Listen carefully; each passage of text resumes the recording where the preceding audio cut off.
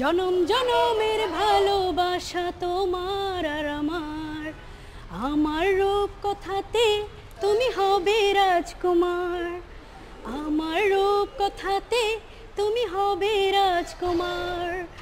জনম জনমের ভালোবাসা তোমার আর আমার, আমার রূপ কথাতে তুমি হবে রাজকুমার, আমার রূপ কথাতে তুমি হবে রাজকুমার। আমার রাজকুমার,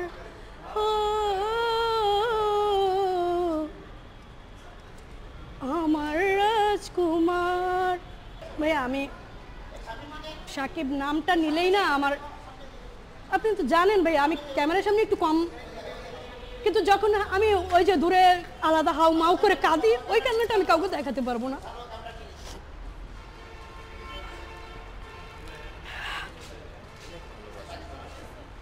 না না সত্যি, আমি এখন মানুষ বলবে যে আমি রুমে শুইতে গেলে, ঘুমাইতে গেলে, খাইতে গেলে, রোডে বের হইলে, ফোন নিলে, সবখানে না আমার হিরোকেই দেখি। আমি হিরোকে খুব ভালোবাসি। আমি সাকিব হিরোকে খুব ভালোবাসি। এই রাজকুমার যেদিন থেকে নাম শুনছি সেদিন থেকেই না সাকিব হিরোর রাজকুমার আসছে, আমার রাজকুমার, আমার রাজকুমার, এরকম একটা পাগলামি করছে বাসায়ও। ঠিক আছে, এরকম একটা পাগলামি করছি। শুধু আমি ঈদের দিনটা বের হই নাই, কারণ ঈদের দিন আমি ফ্যামিলি নিয়ে থাকি, বের হইনি, কারণ আমার ওরকম না বন্ধু বান্ধব নাই, আমার বন্ধু বান্ধব নাই, বন্ধু সার্কেল নাই, কিচ্ছু নাই। আমি আমার ফ্যামিলি নিয়ে সময় কাটাই, শুধু হলে মাঝে মধ্যে একা চলে আসি, মাঝে মধ্যে ফ্যামিলি নিয়ে আসি, তারপর সবাইকে, এমনকি আমার এলাকার কিছু লোককেও নিয়েও আমি পারলে জড়ো করি যে চলো চলো, এমন এমন ছবি আসছে, ছবি মানে ওইভাবে বলতে নাই, ছবি যদি 4 গুণ ভালো হয় আমি বাড়াই 6 গুণ, যে ভালো হয়েছে চলো আমি দেখাবো, আমি টিকিট কেটে তোমাদের দেখাবো। ঠিক আছে, সামনে আরেকজনকে, আরো কয়েকজনকে কথা দিয়ে রাখছি, তোমরা সবাই আমার সাথে আসবে, আমি তোমাদের টিকিট দিয়ে দেখাবো, জাস্ট আনন্দ করবো, জাস্ট আমার হিরোকে দেখবা, জাস্ট আমি হিরোকে দেখাইতে পারলে আমি শান্তি পাই। হিরোকে নিজে যেমন দেখলে শান্তি পাই, হিরোকে দেখাইতে পারলেও তেমন শান্তি পাই। এই রাজকুমার নামটা শোনার পর থেকে মনে হয়েছে, এখন বলবো কিনা আমি জানি না, এই কথাটা মনে হয়েছে রাজকুমার শুধুমাত্র আমার, আর কারো না, আর কারো হতেই পারে না। সাকিব হিরো শুধু আমার, রাজকুমার আমার, রাজকুমার আমার, রাজকুমার আমার, রাজকুমার আমার, আমার শুধু এটাই মনে হয়েছে যে না, রাজকুমার অন্য কারো হতে পারে না। কিসের অপবিশ্বাস ম্যাম, কিসের বুবলি ম্যাম, কিসের অন্য কেউ, কিসের অন্য সাকিবিয়ান, কেউ না, রাজকুমার আমার, সাকিব হিরো আমার, শুধু আমার। আমি না কি বলবো ভাই, আমি না কাঁদতে চাই না, আমি কাঁদতে চাই না, আমি কিন্তু অনেক শক্ত মেয়ে, আমি অনেক শক্ত, আমি কিন্তু কাঁদতে চাই না। তারপরও 14 বছরের একটা অনুভূতি, ফিলিংস, তার মধ্যে রাজকুমার দেখে হলে ঢুকে এন্ট্রি দেখে না মোট করে দাপাইতেছিলাম, এতটা ভালো লাগতেছিল, এতটা আনন্দ লাগতেছিল। ঠিক আছে, এতটা আনন্দ লাগতেছিল, তখন মনে হচ্ছিল এই মনে সাকিব খান, এই যখন হেঁটে আসছিল এই মনে আমার কাছে চলে আসলো, এরকম লাগতেছিল।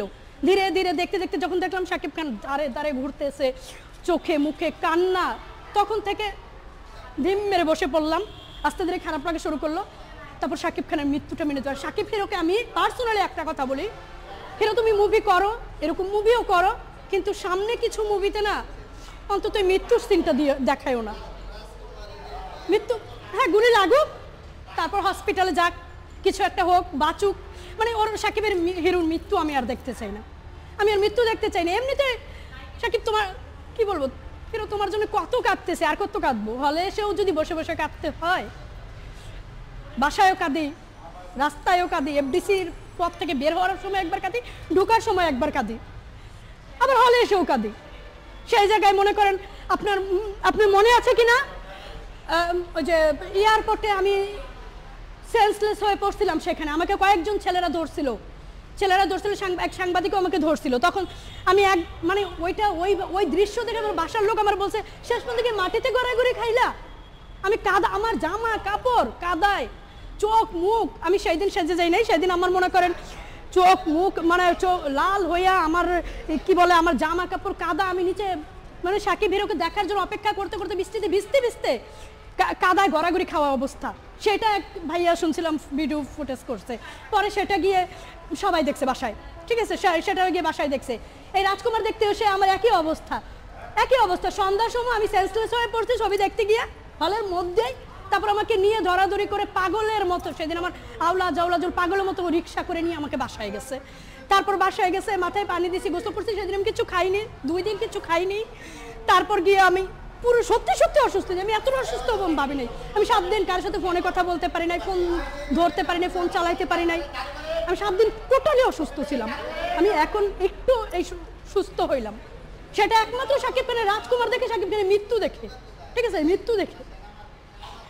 ওইটা বইলা আর কত বোঝাবো ভাইয়া, বইলে বোঝানোর মতো না, ওইটা বইলে বোঝানোর মতো না। শাকিব হিরোর ছবি দেখলে যেমন শান্তি পাই, শাকিব হিরোকে দেখলে তেমন শান্তি পাই। শুধু শাকিব খানের মৃত্যুটা মেনে নিতে পারি না, শুধু শাকিব হিরোর মৃত্যুটা মেনে নিতে পারি না। সামনে দেখা যাক কি মুভি আসে, কি করে। তবে সামনের মুভিতে যদি আমি মৃত্যু দেখি না, আমি পরবর্তীতে হলে আসবো না, কিছুদিন হলে আসবো না যদি মৃত্যু দেখি, সত্যি কথা। কারণ বারবার মৃত্যু দেখতে আসবো নাকি, হিরোকে দেখবো, নাচবো, গাইবো, হাসতে হাসতে বাসায় যাবো। দরদ নিয়ে বলতেন যে দরদ নিয়ে কিন্তু আমরা অনেকটাই আশাবাদী, এবং দরদ সিনেমাটা হচ্ছে তামিল ঘরানার এবং অ্যাকশন সিনেমা, এবং এটা অন্য মামুন। হ্যাঁ, ওই হিরোইনের পোস্টার দেখলাম, ছবি দেখলাম, জোস লাগছে এত। এই যে যেমন এই হিরোইনটাকেও জোস লাগছে, কিন্তু সামনে যে হিরোইনটা আসতেছে ভাইয়া, শিকারি মুভি যেই টাইপের হয়েছিল, যতটা ভালো লাগছিল আমি শিওর শিকারি তারপর সবকিছু ছাড়িয়ে যাবে। আমার বিশ্বাস দরদ সবকিছু ছাড়িয়ে যাবে। দরদ শাকিব খান নিয়ে আসবে, এই যে সবার মন প্রাণ মায়ায় ভরিয়ে দিবে, ঠিক আছে, সেই জন্যই দরদটা আসবে। দেখি না দরদে শাকিব হিরো কি খেল দেখায়, কি করে, কতটুকু কাঁদাইতে পারে আর কতটুকু হাসাইতে পারে, কতটুকু শান্তি দেয়, দেখি।